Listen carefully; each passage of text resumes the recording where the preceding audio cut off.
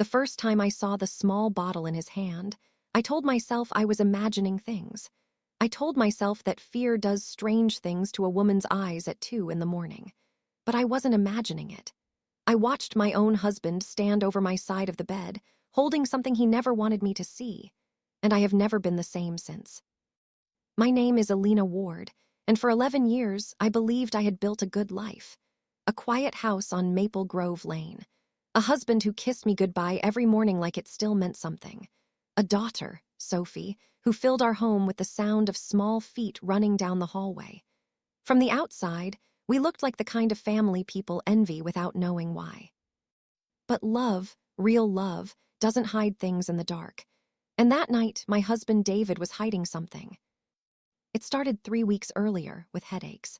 Not the kind you shake off with water and rest. The kind that pressed behind my eyes like something was trying to push its way out. I'd wake up dizzy, my mouth dry, my thoughts slow, like wading through fog that never lifted until noon. I blamed stress. I blamed my job at the accounting firm, the endless spreadsheets, the late nights closing quarterly reports. I blamed everything except the one thing sitting 6 inches from my face every single night. David noticed my exhaustion before I did, or at least he pretended to. "You look pale again," he said one morning, buttering toast with a calm I now understand was rehearsed. "Maybe you should see a doctor." "I'm fine," I told him, rubbing my temples. "Just tired." He smiled then, that soft, practiced smile I had fallen in love with a decade ago. "You work too hard, Alina. You always have." I remember thinking how lucky I was to have a husband who worried about me. I know now that concern was never about my well-being. It was about control. About making sure the story he was building around me stayed exactly the way he needed it to. The dizziness got worse. Some mornings I couldn't stand without gripping the dresser for balance. My hands would tremble slightly when I tried to pour coffee. And still, somehow, by the time I got to work, by the time I sat behind my desk for a few hours, I would feel almost normal again. It didn't make sense. Nothing about it made sense until the night everything changed. Sophie had a stomach bug that week, and I'd been sleeping lightly, listening for her through the baby monitor we never took out of her room, even though she was 7. Around 1 in the morning, I heard her cough through the small speaker, and I got up quietly, careful not to wake David beside me. Except David wasn't beside me. His side of the bed was empty, the blanket pulled back like he'd left in a hurry. I stood in the hallway for a moment, telling myself he'd probably gone to check on Sophie too, or gotten a glass of water. Normal things, husband things, but something in my chest tightened anyway, some old animal instinct that knows before the mind catches up. I walked toward our bedroom door, which had been left slightly open, spilling a thin line of light into the hall. And there he was. David was standing at my side of the bed, his back to me, a small amber bottle in his hand, no bigger than something you'd get from a pharmacy. He was doing something to my pillow, carefully, methodically, the way you'd handle something you didn't want to spill. His movements were slow, deliberate. Nothing about it looked accidental. I didn't breathe. I don't think my heart even beat for those few seconds. "David!" The word left me before I could stop it. Quiet, confused, more question than accusation. He spun around so fast the bottle nearly slipped from his fingers. For one unguarded second, before the mask came back up, I saw something in his face I had never seen in 11 years of marriage. Not embarrassment, not surprise. Guilt. "Alina," he said, too quickly, too smoothly, sliding the bottle into his robe pocket in one practiced motion. "I didn't hear you get up." "What are you doing?" My voice came out smaller than I wanted it to. "Nothing," he laughed, but it didn't reach his eyes. "Sophie's air freshener spilled in the hallway earlier. I was just cleaning up the smell in here before it settled into the fabric. You know how she is with those things." It was such a small lie. Such an easy, forgettable lie, the kind you'd believe without a second thought if you weren't standing 3 feet away, watching your husband's hands shake as he said it. I wanted to believe him.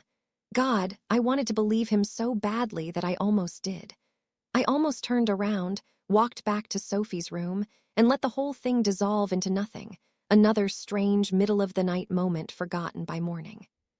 But my eyes drifted to my pillow, and I saw it, a faint, damp patch near the center, glistening slightly under the lamplight, already beginning to sink into the fabric. "That's not air freshener," I whispered. David's expression flickered, just for a heartbeat, before he rebuilt the calm. "Elena, you're tired. You're not thinking straight. Go back to bed, I'll get you some water." Something in me went very cold and very still.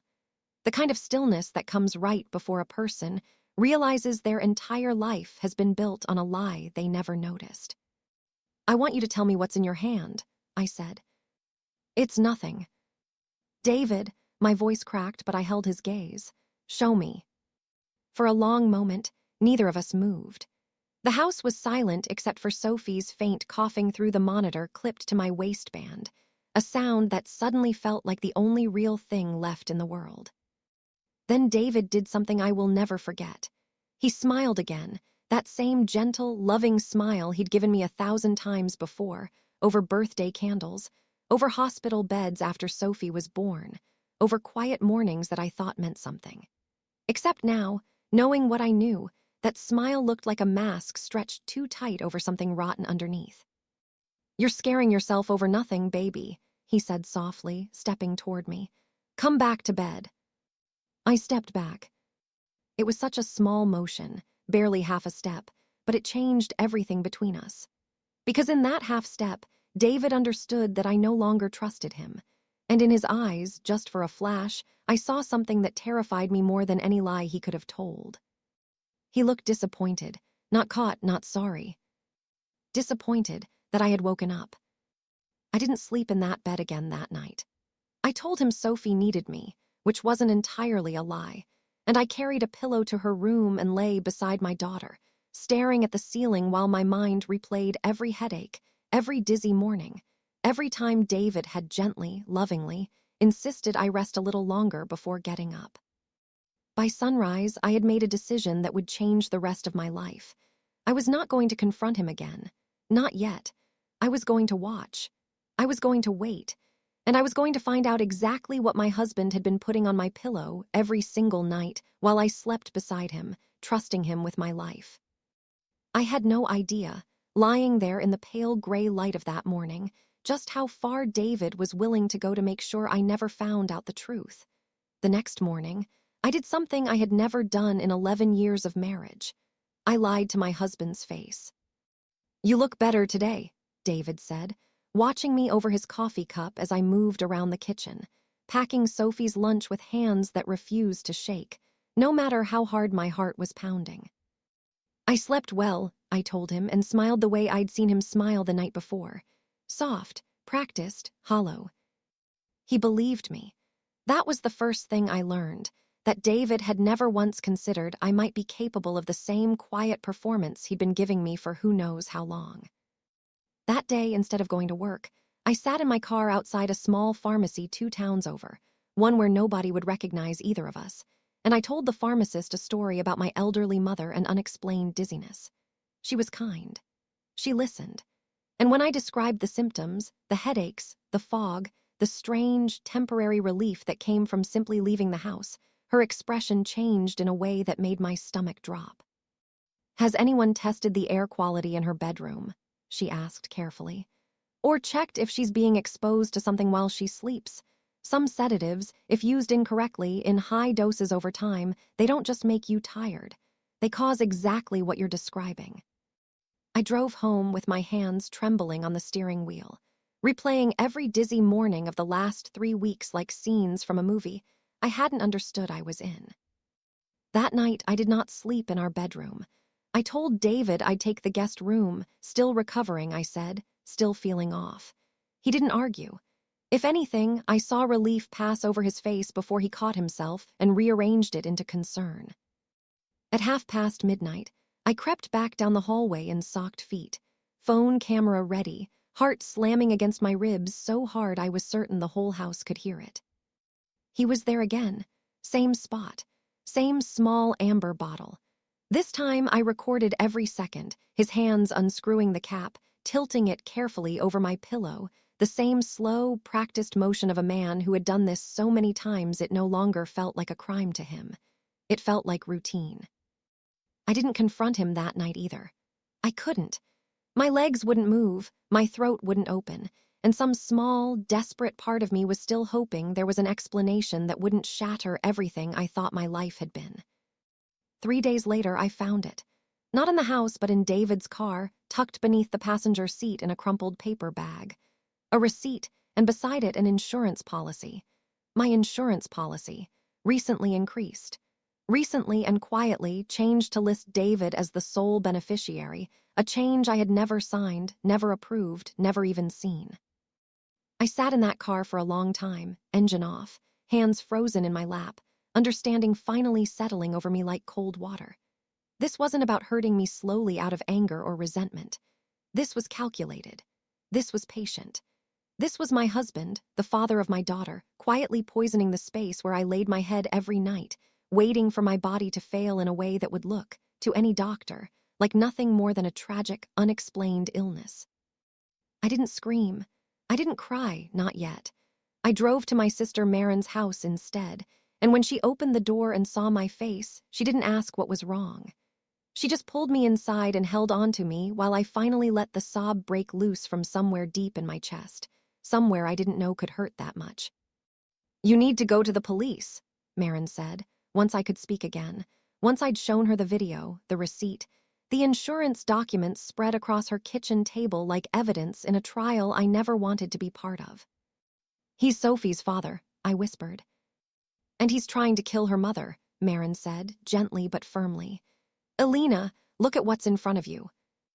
I looked, and for the first time, I let myself truly see it, not as a wife desperately searching for innocence in her husband's eyes, but as a woman staring at hard, undeniable proof. The following week unfolded like something outside of my own life, like I was watching it happen to someone else from a great distance. I filed a police report, quietly, carefully, working with a detective named Rhonda Ellis who treated my video and documents with the seriousness they deserved. A toxicology test on a sample from my pillow confirmed what the pharmacist had gently warned me about: a sedative substance, applied in small, sustained amounts, consistent with long-term, deliberate exposure. David was arrested on a Tuesday morning, in our driveway, in front of the house we'd bought together 6 years earlier, the house where Sophie had learned to walk, where we'd hosted birthday parties and quiet Sunday dinners that I now understood had all been part of a life built on borrowed time. He didn't fight the officers. He didn't protest his innocence.